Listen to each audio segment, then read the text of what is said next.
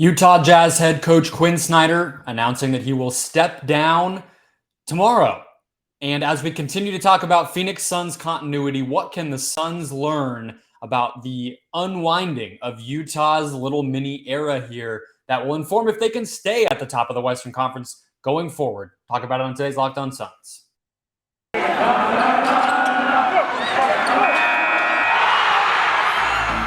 You are Locked On Suns, your daily Phoenix Suns podcast, part of the Locked On Podcast Network, your team every day.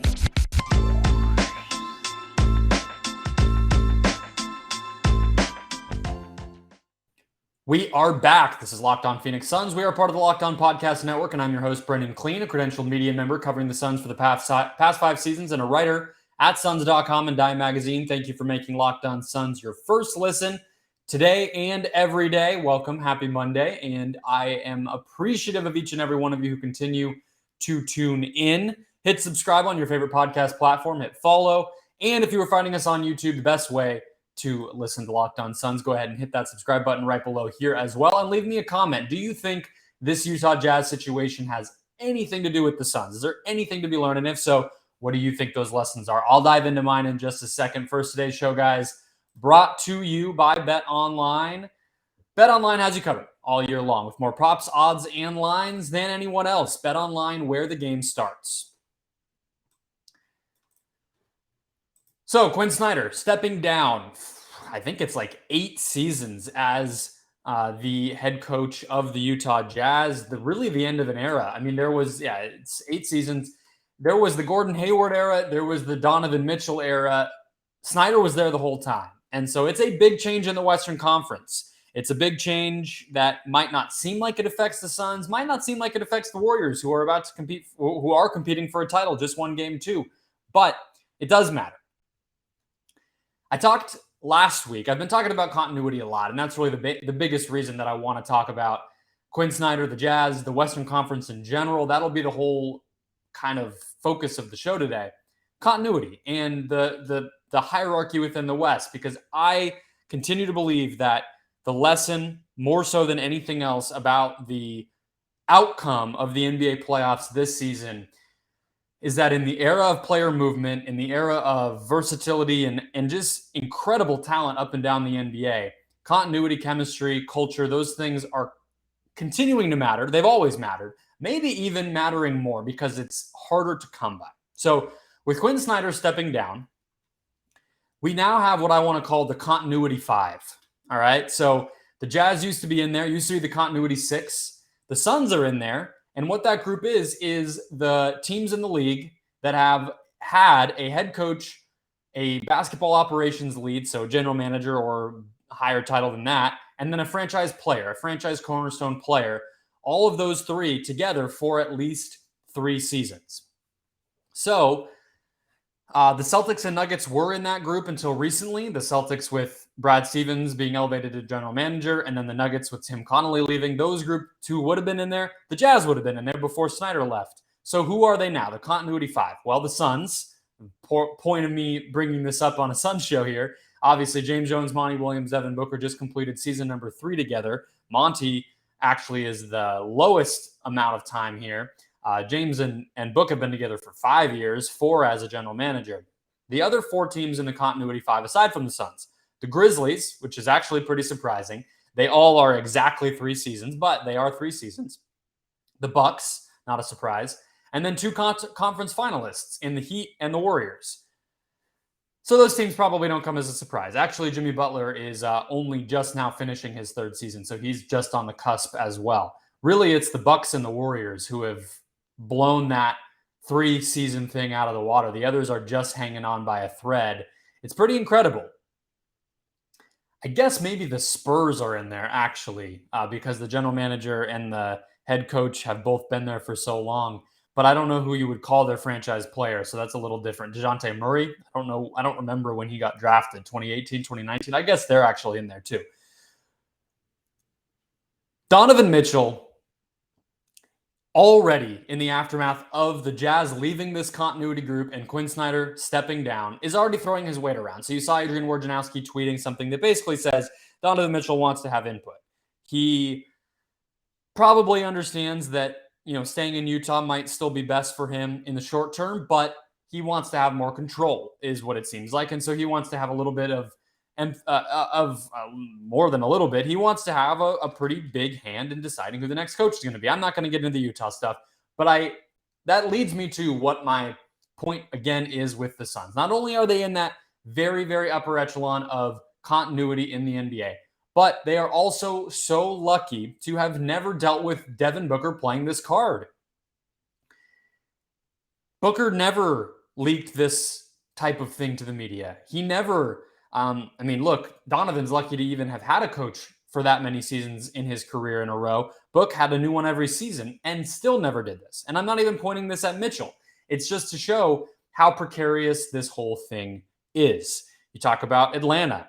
Trae Young had a role in a coach getting fired early in his career. You talk about Zion Williamson, who recently, this was his third coach in 3 seasons. He didn't even get coached by Willie Green really much this year.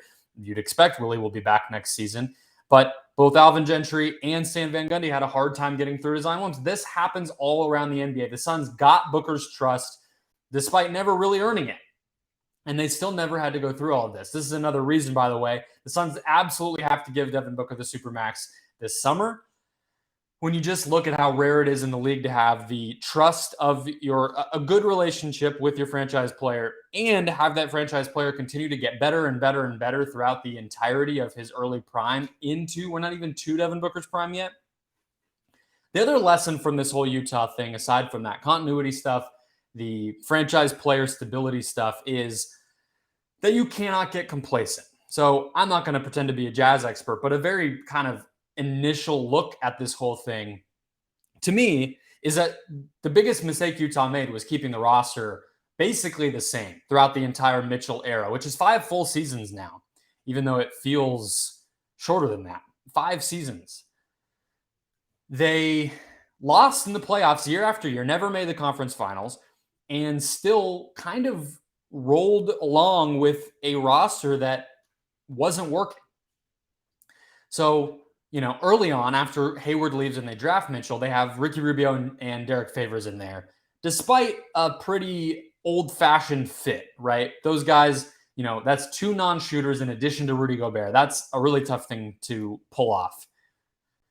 And they're just, look, they're not elite players. Like you would want better talent than that. So then in 2019, they get Bogdanovich, they get Clarkson, and they get Conley, all in that 1 year. And then basically from that point on, the roster's been the same. Now they move on from Favors, then they bring Favors back.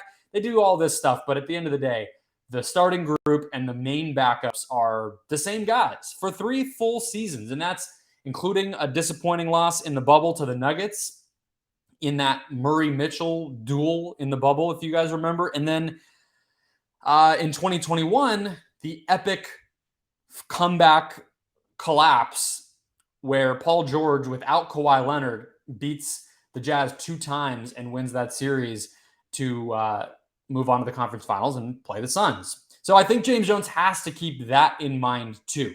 He's done a great job to build a good team around Booker, build a team that makes Booker better and more comfortable, has seemingly a pretty good relationship with Book, and has this continuity intact that if you even expand beyond the franchise player, the Warriors have, in addition to obviously Steph being that cornerstone franchise guy, they have Draymond, they have Clay, they even have Kevon Looney and Andre Iguodala, these other role players who have been there for a long time. The Heat have the same thing. The Bucks have the same thing. The Grizzlies actually have the same thing. So the Suns also have that, and that's important, but you also need to win. And if you lose in heartbreaking fashion, if you lose in such a fashion that shows you the roster has flaws, you have to be willing to change it up. It's pretty crazy in hindsight that the Jazz lost in the second round last year the way that they did and basically did nothing. They re-signed and forgot Joe Ingles. He's been there forever too. He got traded this season because he got hurt. They re-signed Conley, and that was basically all that they did. That is crazy thing to do in hindsight. And it's no surprise that there continued to be some murmurs of problems behind the scenes. Now Snyder is leaving, and he's not that old of a guy. Utah is down a rung. And the lessons are pretty clear. They were already falling down the standings. They were the 1 seed last year. They were the 4 seed this year. They were due for some big change, but this puts them firmly in a second tier in my mind. So with that all said, what I want to do next is my very early 2022-2023 Western Conference Power Rankings. We'll do that after one quick break. First though, guys, today's show brought to you by BetOnline, the number one source in your life, in my life, in all of our lives for sports odds, props, and info. They have podcasts and news and updated odds constantly on every single sport across the sports calendar.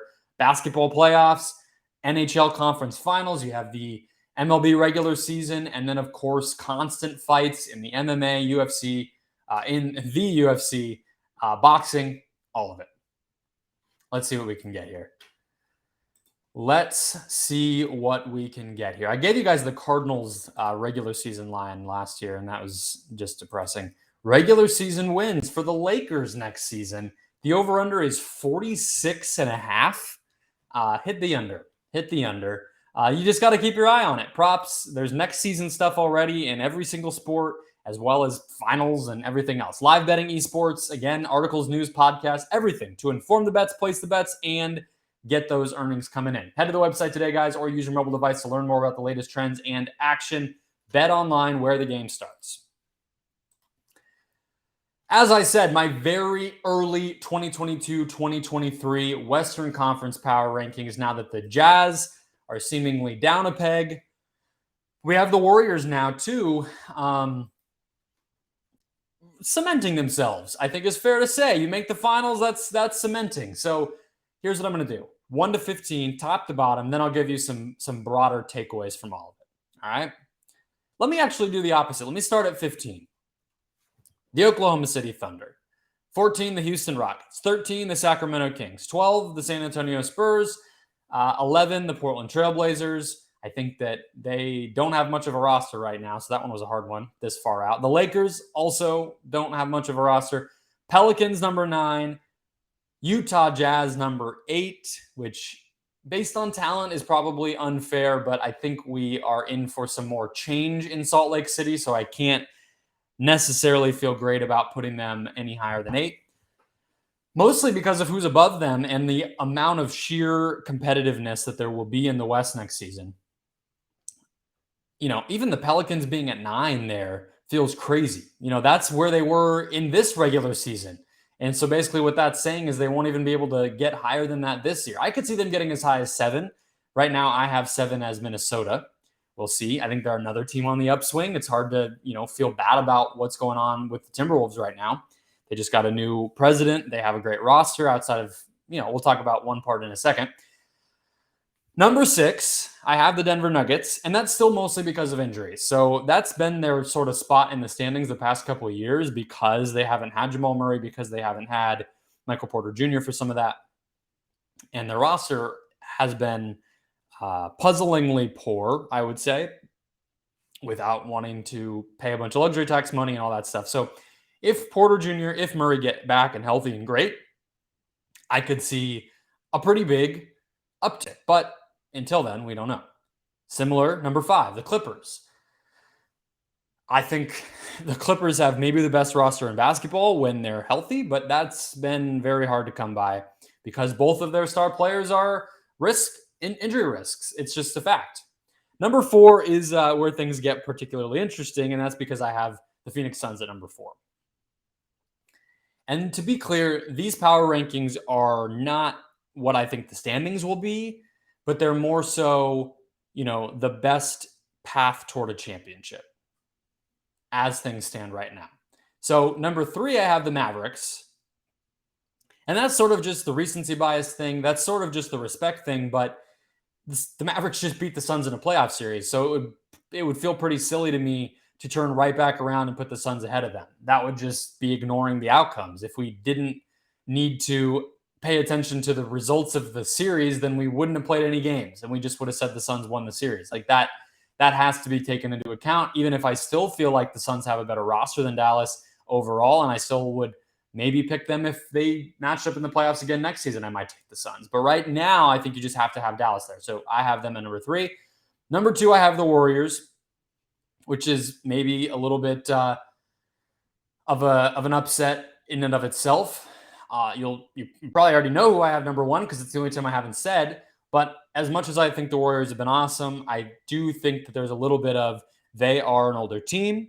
They are a team that is counting on their young guys to continue to get a lot better as they move forward in their careers for this whole sort of project to pay off, right? Draymond isn't as great as he was in his prime. Clay has been very up and down, not as consistent as he was on either end of the floor. And Steph is 30 plus years old. So at some point, they need the younger guys to step up. So that's why I don't have them at one, even though they may win a freaking championship right now. The team I have at number one is Memphis. I feel like if Ja Morant stays healthy, they have a legitimate shot to beat Golden State in that series. I think if Ja Morant stays healthy, they probably would have been favored to beat Dallas in the conference finals. And, maybe they wouldn't have been favored against Boston, but they would have had home court. And making the finals is, what we're talking about the Warriors just having done. And that's the level of respect that you kind of have to treat the Grizzlies with, because I think there was a realistic path toward it. I think all four of these teams they were the final four teams in the West. And for good reason, they belong here. I just feel like the Grizzlies, with the ability that the fact that it's the fact that their best player is still in his early 20s. And he was already, a borderline, MVP vote getter, all NBA caliber player. He's going to continue to get better. He just doesn't make a ton of mistakes. He is growing his game as a scorer more and more. I think that team has an identity. They're deep. They're young. That's my number one. Major thoughts, major takeaways here. I'll start with the Suns. So I think, to me, the Suns have to be knocked down a peg after making the finals and then romping through the regular season. And then, reasonably, like, even if the game 7 in the second round was disappointing, I also feel like you have to be honest and just say, okay, they were one of the best four teams in the conference, even if they didn't, have a real shot at a championship like we expected. They are still the class of the conference, even if our expectations have changed. I just think you have to knock them down a little bit, because we all know that at some point the Chris Paul thing is going to have to slow down. And there's just a lot of roster questions, and there's an ownership question. So they're number 4 for me, as I said. Everybody, though, has big questions except for Memphis and Golden State, in my opinion. It's whether it's health, whether it's a trade, whether it's roster stuff, whether it's changes in the organization. Everybody has questions. So I think the West will be a lot better next year. I think the East was the better conference this season. I think next season it might balance out a little bit. I think you're going to have 10 or 11 pretty good playoff caliber teams going all the way down to Portland, and maybe even San Antonio at 12. So it's going to be deep. It's going to be better, but everybody has big questions. The Mavs have to add a second star level shot creator if it's not going to be Jalen Brunson. Maybe it will be Jalen Brunson. I don't think that's what he's going to be in the NBA, is like a number 2 on a title team. So if that's the case, they need to find that guy.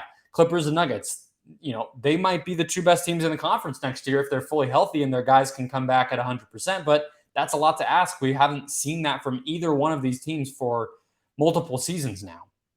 Minnesota has another new front office. We already know the D'Angelo Russell thing is an albatross for them. We just talked about the Jazz, new front office, new head coach, likely roster shakeup. And then the Lakers and Blazers, they have these over 30 Hall of Famers who they're having to retool around, and that's just a very bizarre situation. So again, this conference might have 12 playoff caliber teams in it, but aside from 2, I don't know what to expect from a lot of them, right? With that all said, I want to do questions. Okay, so I have my 5 biggest questions. I'll start with the Suns question, but my 5 biggest Western Conference questions heading into the offseason. We know the Utah thing is just the first domino. There will be more. You can bet on it. So what are the questions heading into the offseason that will kind of define this hierarchy, this ranking? We'll get into that in a second. First, though, guys, today's show also brought to you by Locked On NBA Big Board. The draft is coming up, and you need to be informed. If you're an NBA fan, forget the Suns. We don't know if they're going to get a pick. Maybe not. Maybe they will. Who knows? But Locked On NBA Big Board's churning out stuff every day, making you smarter about the guys coming up in this draft. Who are the young players that are going to populate the league and be the next John Moran, be the next Zion Williamson? Raphael Barlow does an amazing job on that show, so check it out. All right, let's close things out. 5 biggest questions heading into the offseason for the Western Conference. I'll start with the Suns. What happens with Deandre Ayton? This is no big surprise. I think it is one of the 5 most important things for the status of the West, because I already have the Suns at 4. If they take a little bit of a step back in an Ayton trade, let's say they did the Charlotte deal that we've kind of been bouncing around, and it's PJ Washington and it's Terry Rozier and Ayton goes back, some version centered on that. Okay, well, the team's probably getting worse because we don't know who the starting center is going to be. Their defense probably not going to be as good, and they're getting a little younger, right? That would make them probably fall back from 4. I would probably say that even the question mark Clippers and the question mark Nuggets would go above the Suns for me in that situation, right? Also, Ayton could end up on a different Western Conference team, depending on what the sign and trade market or the new contract market end up being for him. Portland, San Antonio, maybe even Dallas could all be players for Deandre Ayton. And that would clearly shake things up in the West on 2 ends in that case. Both the Suns getting a little worse probably, and those teams maybe getting a little bit better and younger. My number 2 question is again on Utah. We know Quin Snyder's gone. We know that Danny Ainge is in. We know that Dwayne Wade is in. New ownership is in. Do Rudy Gobert and Donovan Mitchell stay with the Jazz? I don't think Donovan Mitchell is leaving. I think it seems today's news that Mitchell seems to want to have some input on the coach thing makes me feel better about him staying. And in turn, that makes me feel worse about Gobert staying. I think Gobert was already the more likely player to leave. It feels like this thing has run its course between the two of them. We all know the passing numbers were hilarious. Mitchell was not passing Gobert the ball. They don't talk to each other on the floor. It doesn't seem like much at all. They are constantly leaking stuff. That doesn't seem like it's possible. And Mitchell seems more likely to stay, especially after what he said today. So I think it'll be Gobert, but either way, that's a big question. Number 3. And this one relates to the Suns a little bit as well. Does Kevin Durant actually contemplate leaving Brooklyn? Because you would assume if things go that way, I'm not saying that they will. I'm not saying we have enough information to know any of that. But I continue to maintain not talking to your employer for a month is a red flag. If KD actually did contemplate that, you would bet that the Nets would be much more interested in trading him to the West than the East. So that affects the West quite a bit. It might not be the 3rd most important. These are not ranked. They're just 5. These are not top to bottom. I don't think Ayton is the single biggest question. The Gobert Mitchell thing might be bigger, and this one might be bigger. Number 4, how healthy is Kawhi Leonard? Because we can talk about Denver's injuries, but their best player has been healthy. We already know what that looks like. They're getting back their 2nd and 3rd best guys if they're healthy next year. They're not getting back their best player. The Clippers are getting back not only their best player, but to me, in both the 2019 playoffs and the 2021 playoffs, Kawhi Leonard was the best player in the league. He won a championship in 2019, and then in 2021, he was well on his way to doing that. I feel like the Clippers, if Kawhi is healthy, beat the Suns in the conference finals and probably beat the Bucks because they would have a Giannis, they would have multiple Giannis defenders, and they would have scorers and shooters. Their roster guys, and it's even better than it was in 2021 because they went out and spent even more money to get guys like Robert Covington and who else? Is Eric Bledsoe there? No, he went to Portland. I know I'm forgetting somebody, but Covington just got signed an extension, and they're even longer and more versatile now. Kennard they got and signed to an extension.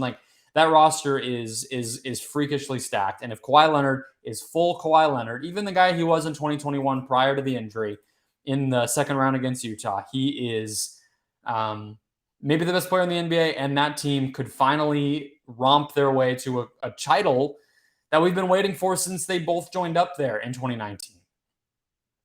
Last but not least, a little bit lower down my power rankings, but it actually could push this team up from number 9 where I had them, which is the New Orleans Pelicans. And the question is, what level will Zion Williamson return at? Because We saw how competitive they were against the Suns in the first round, pushing this to 6 games, having no business being in the games or winning the games that they did. Just from a talent standpoint, they're incredibly well coached now. They're pretty deep. They have a sort of smash mouth identity. Brandon Ingram is a legitimate all-star level player, and CJ McCollum seems to fit really well. I think that they need some sort of point guard, but if Zion comes back at, the form that he was in, again, similar to Kawhi prior to that injury, he was an all-star and an all-NBA caliber player. If he's that on top of what they already had, I think you're talking about a Pelicans team that can push for home court. Now, I understand you have to drop some other teams if that happens, but you figure maybe the Clippers and the Nuggets aren't quite as healthy. Maybe something does happen with the Suns. Maybe the Timberwolves or the Grizzlies, who I'm expecting to just keep jumping up, aren't quite as good. Maybe the Jazz take a step back. There's these options. And if Zion adds to that and he's at a great level, that team's going to be a nightmare. They're going to be really, really hard to defend, and they're going to be deep. They're going to come ready, and it's going to be really fun to watch. I mean, I'm pretty excited. But that's the 5, I think, to me. I don't know if you guys have more. Throw another comment down in the YouTube comments here if you are watching, and tell me what your biggest questions are about the West. I think there's another one that's sort of like, does Memphis get a star level second offensive weapon? But I couldn't come up with anybody who they could get, and I didn't want to get too far down that rabbit hole besides Bradley Beal, and that's the obvious one. I think if the Grizzlies get even better, and they have the flexibility, that's part of why I put them at number 1 also in the rankings, is they can put some salaries together and make a trade. They have a ton of young players. They have guys like Melton on big contracts that they can put together for deals. And if they were able to consolidate some of what they have and get another star level player, and you're talking about Ja plus a Beal type, plus a Jaren Jackson type, or plus Jaren Jackson himself, that's a really, really mean team. I just don't know how realistic it is. I don't even know if that's something they're trying to do, if they just want to continue to grow normally. But that would probably be my bonus there, my honorable mention question. But that's it. I've just been thinking a lot about the West, guys. Like, obviously, the Warriors are now even at 1-1 in the finals. I think the West is just going to get a lot better next year. I think it's going to be, after 2 bizarre seasons where it's been, messed up with injuries, I think we're finally going to get the bloodbath Western Conference that we kind of thought was there. It's just not been fully there. And the Suns are going to be right in the middle of it. So not a very Suns-heavy show today, but I think those lessons from the Jazz thing are really important. And I think that they're going to have to be aggressive when you just zoom out and not only think about the Suns' questions that they need to answer for themselves, but needing to stay competitive in what will be a better conference around them. It's really important stuff. And again, I think the biggest thing to take away from this entire episode is that complacency point. It's just crazy to look back at what the Jazz did, especially the past 3 seasons, and the fact that they just kept losing these disappointing, horrible playoff losses that left their fans just like jaw dropped, and just rolled into the next season with the same roster. I think Suns fans would be really disappointed if the majority of this team was just the same exact thing heading into next year. I don't think James Jones will approach it that way. He's always been ready to make the move that we're not expecting. I think that will happen again. I don't know how big that move will be, but I think he will change things up, and I think he has to. That'll close us out for the day, guys. Check back here tomorrow. We are not going anywhere every single day throughout the offseason here on YouTube, on every podcast platform. A big thank you for making Locked On Suns your first listen on this Monday, but really every day as well. Now go make Locked On NBA Big Board your second listen to get ready for the NBA draft.